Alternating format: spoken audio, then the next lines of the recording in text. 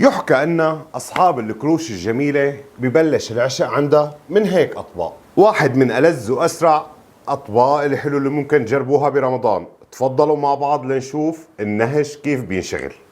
ربع كاسة من السكر، وربع كاسة من حليب البودرة، ونص كاسة من السميد هون مستخدمه السميد تبع المامونية أو تبع الهريسة، ونص لتر من الحليب. طبعا انا هلا ماشي بوصفة القشطة على السريع، بامكانكم تروحوا على فيديو المفروكة وتاخذوا التفاصيل كاملة للقشطة وطريقة تحضيرها. كنت عم بحرك على البارد وهلا شغلت الغاز وبدي كمل تحريك الخليط لحتى يبلش يشد عندي. رح نزل فوقيهم 50 ميلي من الحليب ومعلقتين من النشا. وهلا القشطة صارت جاهزة عنا، خلونا مع بعض ونروح نكمل باقي الشغل. عندي هون عجينة بقلاوة، رح اخذها افردها وقصها على حجم الصينية اللي بدي اشتغل فيها. طبعا هذا الحكي كله قبل ما تنشف، فكل شغلنا رح يكون على السريع. طبعا هي الصينية اللي بدنا نشتغل عليها، ورح ناخد مشرط ونقص على اساسه. عندي هون سمنة مسخنة، حرفيا انا مسخن السمنة، ماني مدوبة، لا مسخنة، ما حرقت السمنة عندي ولكن هي سخنة. رح ادهن فيها الصينية تبعتي اللي بدي شوي فيها النهش. وهلأ باخد الرقاقات تبع النهش وببلش بنزلهم واحدة واحدة، وبرجع بدهن بالسمن. بدكم تنتبهوا كتير على موضوع الرقائق انهم ما ينشفوا وانتوا عم تشتغلوا وانتوا عم تدهنوا السمن، فرح تدهنوا بالسمن وتغطوا الرقائق تبعكم. طبعا مثل مو شايفين انا شغال قطعة قطعة، بحط بدهن بالسمن وبكمل بعدين. والسمن مثل ما خبرتكم بده يكون سخن، ما بده يكون فاتر او بده يكون مدوب، لا بده يكون سخن، بس بنفس الوقت ما بده يكون المحروق تبع طشة السمنة، لا. يعني بدكم ديروا بالكم على هالتفاصيل. هي الأكلة جدا سهلة وجدا بسيطة، بس في هيك تفاصيل صغيرة هي اللي بتلعب الدور الكبير بهالأكلة.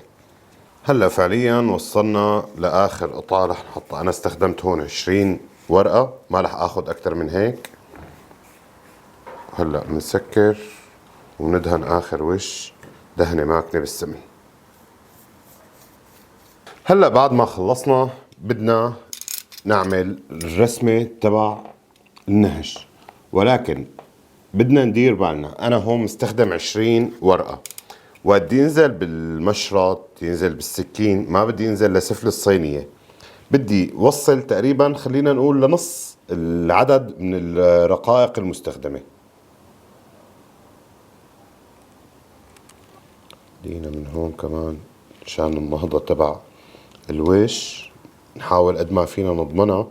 طبعا لو العجين مفتوح على النشابة اكيد الوضع كان حيكون غير، بس كونه عم نستخدم الرقائق الجاهزة فبحاجة هالتكنيكات هي لحتى ينهض العجين معنا قد ما في من النص، او مو من النص، بشكل عام عم نحكي هلا.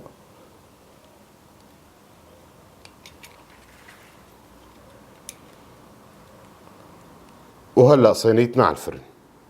طبعا من باب التأكيد بالفرن نحن بس بدنا اياها تستوي العجينة وبنفس الوقت تاخذ لون، فرح نحطها بالطبقة النصانية. الفرن شغال عندي من فوق ومن تحت. بسم الله وما شاء الله، بسم الله وما شاء الله. شوفوا نهضة العجين رغم انه نحن عم نستخدم عجين الرقائق، وشوفوا لي اللون الذهبي اللي بياخذ العقل. خلونا مع بعض هلا نكمل شغلنا فيه. هلا رح اترك العجين شغلة 5 دقائق بس لبين ما يرتاح، وبعد هيك بحط له القطر. هلا بعد ما ارتاح عندي العجين رح اجيب القطر وبلش ضيفه. طبعا القطر اللي مستخدمه انا هون العيارين، السكر وعيار المي.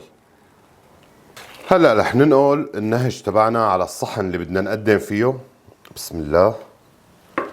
وهلا بدنا نحاول ننصص ونفتح قالب النهج ونشيل طبقة لنقدر نحشي. شو هالذهب هاد، بسم الله وما شاء الله، بسم الله وما شاء الله.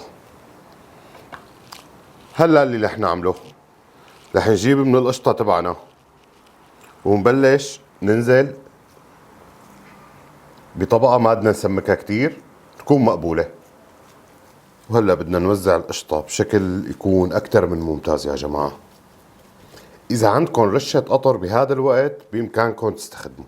وهلأ بس من باب الدلال هيك رشة فستق على خفيف.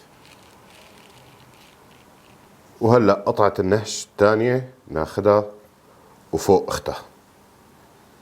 وزينة النهج مثل ما بتعرفوا على الوش شوية قشطة، رشة فستق، والكرزاية الأساسية. بس نحن هلأ ما رح نستخدم الكرزاية، رح نكتفي بهذا المقدار.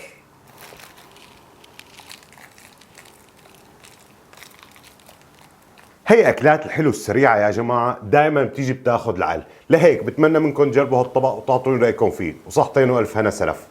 سلام.